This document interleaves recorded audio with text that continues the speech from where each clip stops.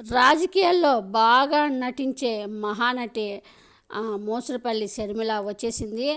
ఈమె ఇప్పుడు చంద్రబాబు నాయుడు ఆదేశాలతో, పచ్చ మీడియా ఆదేశాలతో డైవర్ట్ చేయడానికి వరదలంతా అతలాకుతలం అయిపోతుంటే ఏపీ వరదలతో విజయవాడ అంతా ఇప్పుడు వాటితో ఏపీకి చాలా చెడ్డ పేరు వచ్చేసరికి చంద్రబాబు నాయుడికి దీన్ని డైవర్ట్ చేయడానికి మహానటి షర్మిలని ప్యాకేజ్ ఇచ్చి దింపాడు చంద్రబాబు నాయుడు. ఇప్పుడు ఈమె వచ్చి ఏదేదో అసలు వరదల గురించి మాట్లాడుకోకుండా, అంతేకాకుండా గుడ్లవల్లేరు చూసాం మనము, అక్కడ ఎంత జరిగిందో ఆ అమ్మాయిల 300 అమ్మాయిల వీడియోస్ వాళ్ళ జీవితాలతో ఎట్లా ఆడుకున్నారో మనం చూసాము. దాన్ని కప్పిపుచ్చడానికి ఇప్పుడు వచ్చి ఆ వీడియోస్ లేవు, ఏమీ లేవు, అదంతా అబద్ధము.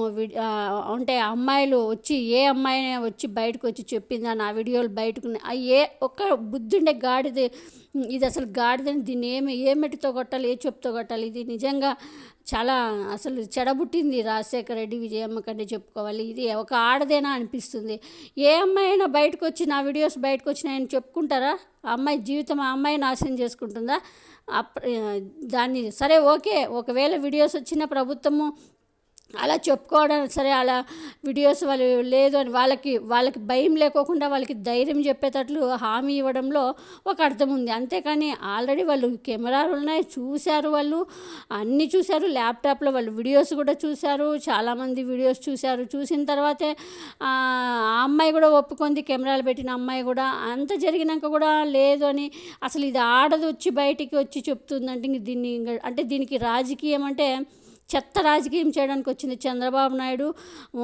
వాళ్ళ బాగోగులే, దీని బాగోగులే ముఖ్యంగానే. ఇది నిజంగా రాజకీయాల్లో ఎదగడానికి, రాజకీయాలు చేయడానికి రాలేదు, కానీ ఇది చెత్త రాజకీయాలు చంద్రబాబు నాయుడిని కాపాడడానికి వస్తుంది. ఇట్లాంటి అసలు ఏ విషయంలో ఎలా మాట్లాడాలో కూడా తెలియని, రాజకీయ అనుభవం లేని, ఇలాంటి మూర్ఖత్వం లేని షర్మిల వేస్ట్.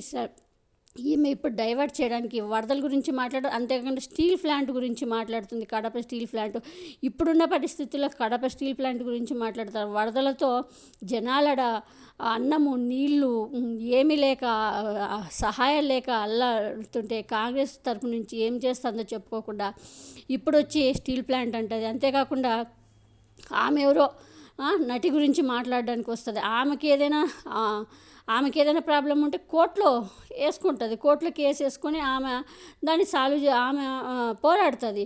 ఈమె ఎందుకు మరి ఇన్వాల్వ్ అవుతుందో షర్మిల మరి ఈమెకే తెలియాలి. అంతేకాకుండా ఈమెకి ఏదైనా మా జగనన్నతో ఏదైనా ప్రాబ్లం ఉంటే కోర్టులో కేసు వేసుకొని తేల్చుకోను. అంతేగాని ఇట్లా జగనన్నని టార్గెట్ చేస్తూ నిమిషమో దొరికినప్పుడల్లా జగనన్నని ఆరిపోస్తూ ఉంటే రోజుకి అసహించుకుంటున్నారు ప్రజలు అనేది మర్చిపోతూ ఉంది. దీన్ని చూస్తే ఇంకా ఇలాగే మాట్లాడుతూ ఉంటే ఏదో ఒక రోజు ఏపీలో తప్పకుండా వైఎస్ఆర్ అభిమానులు ఈమెనే చెప్పుతో మెట్టుతో కొడతారు. అప్పుడు కానీ బుద్ధి రాదు. దీనికి డైవర్ట్ చేయడానికి ప్యాకేజీ అంటే ఇంత కకృతి పడుతుందా? అసలు వైఎస్ఆర్ కుటుంబంలో చెడబుట్టింది మా జగనన్న చెల్లెలు కాబట్టి సరిపోయింది. వేరే వాళ్ళంటే ఈ పాటికి దీన్ని ఏమిటితో కొట్టేవాళ్ళు. చంద్రబాబు నాయుడు కోసము పవన్ కళ్యాణ్ ఎట్లయితే రోడ్డు మీద పొడలాడాడో జైల్లో పెట్టినాడు, ఈమె కూడా అలాగే పొడలాడేటట్టుంది. చంద్రబాబు నాయుడు కష్టం వస్తే, అంటే అన్న సొంత రక్త సంబంధం అన్న కష్టం వస్తే ఎవరైనా కానీ అండగా ఉండడం చూసాం. కానీ ఎవడో ప్యాకేజీ పడేసే డబ్బుల కోసము సొంత అన్నని ఇంత నీచంగా తిడుతుందంటే అసలు ఇది ఇంకా ఆడదే కాదు, చెల్లెలే కాదు. అసలు ఎందుకు దీని గురించి మేము మాట్లాడుకోవడం కూడా వేస్ట్. కాకపోతే ఇప్పుడున్న పరిస్థితుల్లో వరదల గురించి మాట్లాడుకోకుండా జనాలు ఎట్లా ఉన్నారు విజయవాడలో చూస్తూ ఉన్నాము. దాని గురించి మాట్లాడుకోకుండా పిచ్చిది రాజకీయాలు డైవర్ట్ చేయడానికి ఏదేదో మాట్లాడడానికి బయటకు వచ్చిందనమాట. మహిళ కాదాంబరి అన్న ఆవిడ ఒక మహిళ. నేను కనుక్కుంటే నాకు తెలిసిన విషయం, ఆవిడ ఒక డాక్టర్ అని, ఇంటర్నేషనల్ ఇన్స్టిట్యూట్స్కి రీసెర్చ్ పేపర్స్ కూడా రాసింది అని, ఒక అకంప్లిష్డ్ ఉమెన్ అని, ఆమె యాక్టింగ్ ఫీల్డ్లోకి వచ్చి ఒక యాక్ట్రెస్ అవుదాం అనుకున్నారని నాకు అర్థమైన విషయం. అలాంటి ఆవిడ నన్ను ఎక్స్ప్లాయిట్ చేశారు అని ఒక కేసు పెట్టబోతే అది పెద్ద మనిషి, సమాజంలో ఆర్థికంగా బాగా గట్టిగా స్ట్రాంగ్గా ఉన్నవాడు కాబట్టి తొక్కాలని చూశాడు అని నాకు అర్థమైంది. కానీ ఒకటి ఆలోచన చేయండి, నిజంగానే కాదంబరి అనే ఆవిడ రిసీవ్ చేయాలనుకుంటే, నిజంగానే మోసం చేస్తుంది ఆయనను అనుకుంటే, అన్ని డబ్బులున్నవాడు ఒక 50 కోట్లో 100 కోట్లో ఆవిడకిచ్చి ఆవిడ నోరు మూపించి ఉండగలడు. కానీ ఆవిడ ఏ ప్రెషర్కు లొంగకుండా నాకు న్యాయమే జరగాలి అని నిలబడిన దానికి ఎంత ఘోరంగా ఆవిడ్ని తొక్కాలని చూశారు. వాళ్ళ తల్లిని, తండ్రిని, వాళ్ళు కూడా చిన్నవాళ్ళు కాదు. తండ్రి ఏమో నేవీ ఆఫీసర్ అట, తల్లేమో రిజర్వ్ బ్యాంక్లో మంచి పొజిషన్లో పనిచేసిన ఆవిడట. అలాంటి వాళ్ళని కూడా జైల్లో పెట్టి, ఈమెను కూడా జైల్లో పెట్టి ఎంత దారుణంగా వీళ్ళ పవర్ను దుర్వినియోగం చేసి ఐఏఎస్ ఆఫీసర్లతో సైతం 15 మందో 20 మందో ప్లెయిన్లో వెళ్ళి హుటాహుటిన ఆమెను తీసుకొచ్చి అరెస్ట్ చేయడం అన్నది ఇది అన్యాయమే కాదు, ఇది వికెడ్, ఇది క్రూవల్.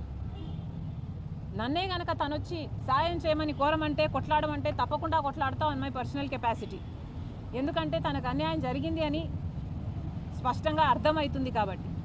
జగన్మోహన్ రెడ్డి గారు కూడా సమాధానం చెప్పాలి. మీరు అధికారంలో ఉన్నారు, ఐపీఎస్ ఆఫీసర్లు మీ చేతుల్లో ఉన్నారు.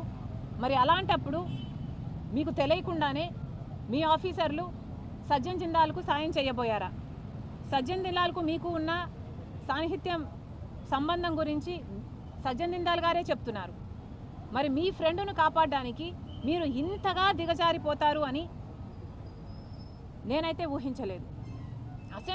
అసెంబ్లీలో నిలబడి జగన్మోహన్ రెడ్డి గారు చెప్పిన మాట, నాకు 2 కూతుర్లు ఉన్నారు, వాళ్ళకు అన్యాయం జరిగితే ఎలా ఉంటుందో నాకు తెలుసు అని చెప్పిన వాడు, పక్కన ఇంకొక ఆడబిడ్డకు అన్యాయం జరుగుతుంటే, తన హక్కుల కోసం కొట్లాడుతుంటే తప్పుడు కేసు పెట్టించి, ఒక ఫోర్జరీ కేసు కోసం ఆలోచన చేయండి. ఎవరైనా ఒక ఫోర్జరీ కేసు కోసం 15 మంది ఐపీఎస్ ఆఫీసర్లు అంతవరకు వెళ్ళి అరెస్ట్ చేసి తీసుకొస్తారా?